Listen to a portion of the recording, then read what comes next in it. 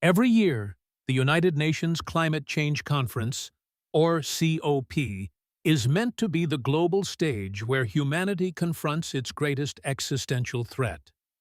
These events are often messy, complex, and politically charged, but they are generally viewed as essential. Yet, when the 31st Conference of the Parties, COP30, was scheduled to take place in Belém, Pará, Brazil, it was supposed to be fundamentally different.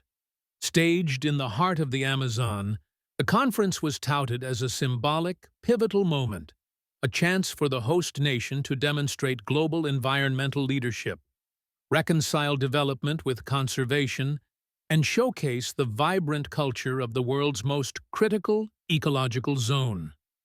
The narrative was simple, powerful, and universally appealing. The Amazon is calling. But this profound symbolic promise quickly collided with an immense, colossal logistical and financial reality. Transforming Belém, a city of 1.5 million people historically constrained by its challenging geographic location, into a global hub capable of receiving over 40,000 international delegates, including dozens of heads of state, was a billion-dollar mega-project in itself. It was the ultimate test of President Lula's Brazilian public administration, infrastructure planning, and project management. The scale of the investment was staggering. Government funding, combined with investments from private sponsors, reached into the billions of reais, dedicated to building new convention centers, revitalizing the local port, expanding the airport, and, most crucially, overhauling the dilapidated urban infrastructure. The financial blunder began not with a direct collapse, but with inflated expectations and uncontrolled spending. The project was not a single isolated mega-build like a dam or a rocket, but 1,000 simultaneous small projects. Thousands of miles of new internet cabling, hundreds of new accommodation units, specialized security protocols, and massive media centers. This fragmentation of spending created a perfect environment for financial leakage and lack of oversight. Local contracts for everything from construction to simple services like transportation and catering were signed at hugely inflated prices under the pretext of urgency and the stringent international demands of a COP event. The local economy of Belém, while experiencing a superficial boom, rapidly became a microbubble of exorbitant costs. Prices for basic services, lodging, and transportation skyrocketed, effectively isolating the local population from the event and turning the conference into a hostile economic environment for anyone not on a foreign diplomatic per diem. This chaotic spending was compounded by the fundamental oversight of trying to rush decades of infrastructure development into a few short years.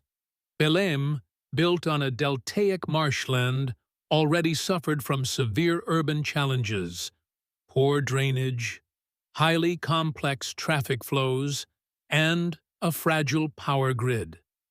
The massive influx of new construction, heavy machinery, and temporary security structures placed an overwhelming and unsustainable strain on these existing systems. The local authorities, under immense pressure from the federal government to deliver the promised Amazon showcase, repeatedly ignored critical safety warnings and bypassed standard bureaucratic processes in the race against the clock. This relentless focus on external optics, the gleaming new media center, the refurbished waterfront, led to the most profound blunder of all: the complete neglect of the event's core logistical resilience. The multi-billion-dollar investment was creating a facade, a paper-thin shell that was waiting for the slightest disruption to expose the underlying administrative chaos and physical fragility of the host city. The dream of Brazil's environmental leadership was about to meet the harsh reality of its deeply flawed project execution. The moment the international delegations began to arrive in Belém, the carefully constructed facade of readiness started to crumble under the weight of its own operational failures. The promises of seamless logistics and world-class infrastructure, guaranteed by billions of dollars in investment, dissolved into a chaotic reality that embarrassed the nation and infuriated the diplomatic corps. The first critical failure was immediately evident at the expanded airport. Designed to handle the specialized logistics of a climate summit, including the processing of thousands of VIPs and the sensitive equipment required by global media, the airport quickly descended into gridlock. Essential equipment was delayed, customs procedures became an agonizing bottleneck, and the promised express routes for official vehicles were immediately clogged by the city's complex, existing traffic and the sheer lack of traffic management planning. Delegates found themselves trapped for hours, receiving their first taste of the organizational chaos. This logistical nightmare was merely the prelude to the deeper infrastructure crisis. Within the central convention area, the very facilities built with astronomical budgets began to fail. Reports of intermittent power failures became routine, disrupting critical communication networks, security screening, and the live feeds required by international press agencies. The fragile local power grid, already strained by the rapid construction, simply buckled under the load of the massive event. Worse still, the water supply proved inadequate. There were multiple instances of water scarcity in bathrooms and catering areas, a stunning and humiliating failure for an event staged in a region globally famous for its abundance of fresh water. This lack of basic utilities inside the secure zone eroded all remaining confidence in the organizers' capacity. The social fault lines of the host city, already stressed by the economic shock of inflation, were further exposed by direct political confrontation. As the global elites debated climate justice inside the secure zones, indigenous and traditional peoples groups organized massive visible protests outside the gates and a violent invasion to the pavilion which led to injured security staff. These demonstrations were a blunt, powerful message. While the President Lula government was leveraging the Amazon's name for international prestige, it was simultaneously failing to protect the rights, lands, and lives of the people who actually inhabit the forest.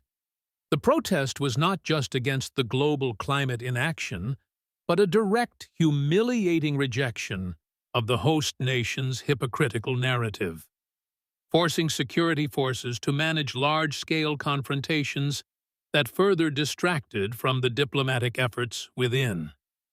The international media, hungry for conflict, quickly pivoted to cover these protests, ensuring the story of Brazilian disunity and indigenous marginalization spread globally alongside the reports of infrastructural collapse. Adding to this spectacle of social and logistical failure was the unavoidable stark reality of the city's neglect.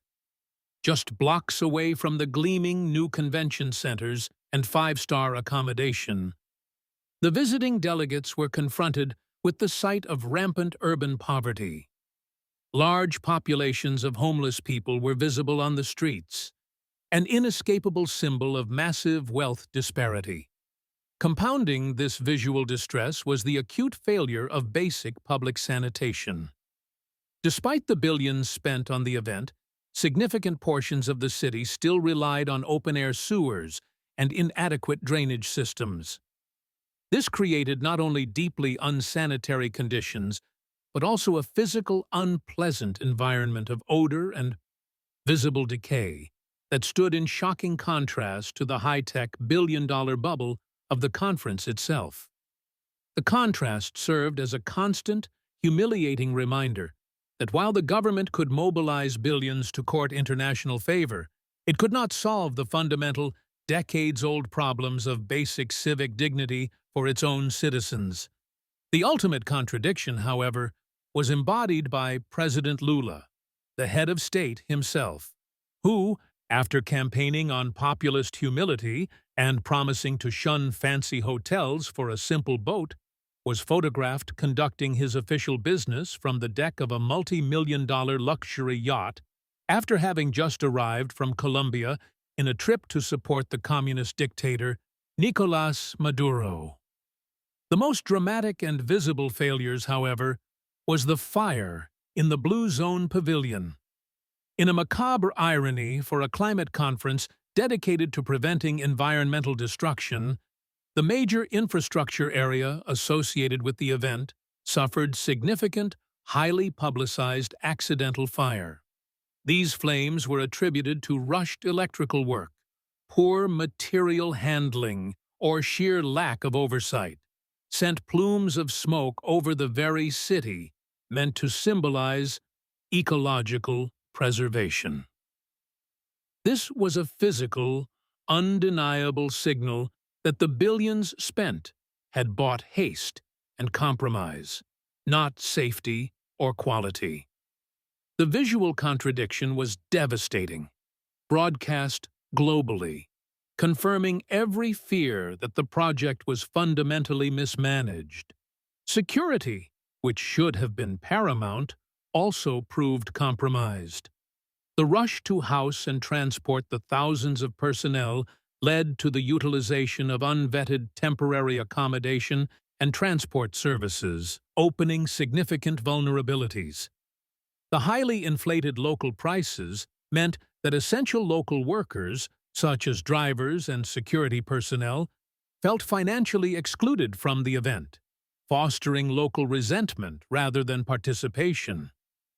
The physical security failures, including reports of compromised perimeters and chaotic crowd control outside the main zones, reinforced the perception among international delegations that the host government had lost control not just of the budget, but of the very environment surrounding the summit. The chaos within the event space and the exclusion outside of it created an unsustainable pressure cooker, transforming the grand spectacle of global cooperation into a highly embarrassing display of organizational and administrative collapse. Please like and subscribe if you're enjoying this content. The cascade of logistical failures and the visually devastating fires transformed the narrative of the COP30 from one of hopeful environmental leadership into an embarrassing display of administrative incompetence. This organizational chaos quickly spilled over into the political arena, where diplomatic tensions, already high over global climate commitments, were exacerbated by the humiliating conditions of the summit.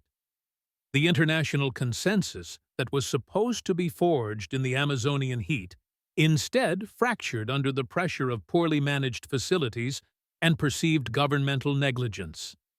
The chaotic environment provided immediate ammunition for critics of the host nation, validating long-standing international skepticism about Brazil's capacity to host such a colossal and sensitive global event. The ultimate symbol of this diplomatic fallout was the highly controversial intervention by the German Chancellor, a moment that sealed the fate of Brazil's desired image overhaul. In a keynote address that immediately dominated global headlines, the Chancellor made a pointed and unprecedented diplomatic move, using the global stage to critique not just the host country's environmental policies, but explicitly linking the organizational failure of the event to a perceived lack of institutional seriousness. The Chancellor's words, widely interpreted as a direct rebuke of the Brazilian government's overall project management and administrative efficiency, highlighted the profound gap between the country's ecological rhetoric and its execution of basic state functions. This diplomatic firestorm was not merely an insult. It was a devastating official acknowledgement by a major global partner that the billions spent on the event had been fundamentally wasted due to mismanagement. The implicit message was clear. If Brazil could not successfully manage an international conference on its own soil, how could it be trusted to manage the vast, complex, and crucial ecosystem of the Amazon? The reaction from Brasilia was a mixture of outrage and damage control. Senior Brazilian officials, already besieged by questions regarding the uncontrolled cost overruns and the lack of basic services, publicly condemned the Chancellor's comments as an unwarranted diplomatic intrusion and a symptom of colonial-era thinking. But the public defense rang hollow against the backdrop of failed air conditioning, water shortages, and the smoke visible from the burning construction sites. The diplomatic skirmish exposed the deep structural weakness of Brazil's position. Having staked its global reputation entirely on the success of the COP30, the government found itself powerless when its biggest European funder used the very stage it had helped finance to deliver a devastating critique. Beyond the diplomatic spats, the organizational chaos fundamentally undercut the core scientific mission of the COP. The unstable environment made critical, focused negotiation extremely difficult. Key meetings were delayed or cancelled. Delegates were distracted by the simple struggle for basic amenities, and the resulting final agreements were widely viewed as weak, non-binding, and insufficient to meet the urgency of the climate crisis. The goal of the COP is consensus, but the chaos fostered division and resentment, guaranteeing that the summit would be remembered not for its bold climate resolutions, but for its colossal logistical failure. The billions spent did not buy global respect or secure Brazil's leadership. They paid for a public humiliation that damaged Brazil's international credibility for years to come.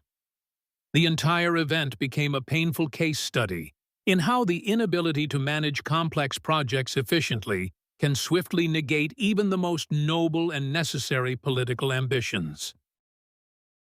As the international delegates departed, leaving behind the chaotic, half-finished infrastructure and the economic shockwave of inflated prices, the host nation was left to face the final, crushing reckoning. The political firestorm and diplomatic embarrassment of the summit quickly transitioned into a long, painful financial audit. The core question became, who paid for the billion-dollar facade, and what exactly was the long-term benefit? The answers were deeply unsatisfying. The initial financial reporting revealed the expected pattern of massive cost overruns, expedited contracts, and funds allocated to projects that were either abandoned or delivered far below standard. The rush to completion had eliminated standard checks and balances, ensuring that the final cost of the COP30 was exponentially higher than any rational projection, with much of the spending classified as emergency expenditures to skirt regulatory oversight. The promised legacy of infrastructure improvement for the city of Belém was largely illusionary. Many of the new facilities, built hastily to meet the deadline, required immediate, costly post-event maintenance, or were deemed unsuitable for long-term use. The traffic solutions, power grid upgrades, and sanitation projects, which were supposed to lift the city out of its structural decay, were proven inadequate during the event itself. What remained was often a cosmetic layer of modernity covering fundamental urban problems, a multi-billion-dollar investment that failed to solve the lack of basic sanitation, the visible homelessness, and the chronic poverty that the international media had so clearly documented. The only lasting impact for many local businesses and citizens was a crippling debt load or a permanent rise in the cost of living, ensuring the conference's financial blunder continued to punish the very community it was supposed to benefit. On the environmental and diplomatic front, the legacy was equally disheartening. The chaos and the political infighting overshadowed the actual climate negotiations, ensuring the final agreements lacked the necessary ambition and urgency. Instead of emerging as a global climate leader, the host nation's image suffered profound damage. The public humiliation, spearheaded by the German Chancellor's critique and the exposure of the country's severe administrative shortcomings, became a powerful argument for those who advocated for skepticism and stricter oversight on foreign aid and environmental partnerships with the developing world. The massive financial investment effectively purchased international embarrassment and diplomatic isolation rather than respect. The COP30 disaster, therefore, stands as a canonical example of a political blunder disguised as a logistical failure. The root cause was not a lack of funding, billions were spent, but the failure of execution, characterized by arrogance, an unwillingness to adhere to sound project management, and a disastrous prioritization of image over substance. The government had aimed to purchase global prestige and environmental leadership on the world stage, believing that money and political will could instantly erase decades of underinvestment and administrative inefficiency.